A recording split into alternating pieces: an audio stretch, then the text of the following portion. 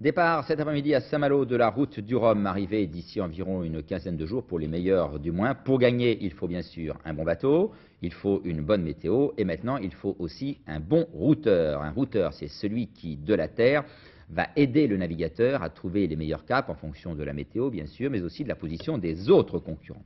Portrait d'un de ces routeurs qui route d'ailleurs 4 équipages, 4 marins dans la course du Rhum. Jean-Claude Honorat, Bernard Perrano.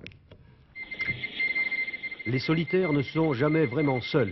Les risques physiques et les embruns dans les yeux, bien sûr, c'est pour eux, mais le risque d'une mauvaise route, c'est ici qu'on le prend, bien au sec, dans un bain de chiffres et de hiéroglyphes.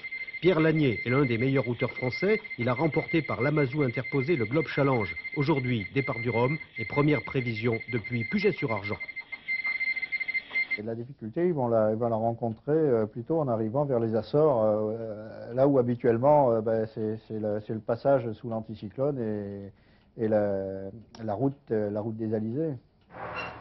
Pierre Lanier assure le sillage de 4 concurrents placés dans 4 classes différentes, bien sûr.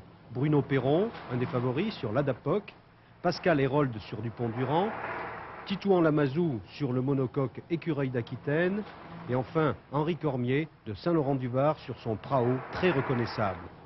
Cette année à Météomère, la dernière botte secrète, ce Telex par satellite, impossible à pirater par les concurrents espions, accessible par code confidentiel seulement.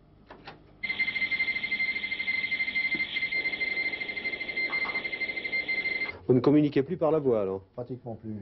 Mais ça enlève beaucoup d'humanité, ça. Oui, mais en même temps, c'est la technologie qui évolue et des informations qui restent confidentielles par ces nouveaux systèmes de transmission. Ouais, vous étiez victime d'espionnage avant sur vos routages?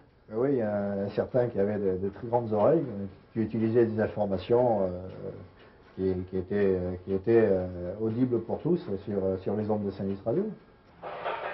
Sans surprise, les concurrents ont donc doublé Fréhel par un nord-est déjà prévu à 15-20 nœuds. L'anticyclone des Açores est remonté sur l'Angleterre pour laisser la place à une dépression. Et ici, à Puget-sur-Atlantique, les premières trajectoires sortent des ordinateurs et du crayon de Pierre Lanier qui commence ses 20 jours les plus longs de l'année.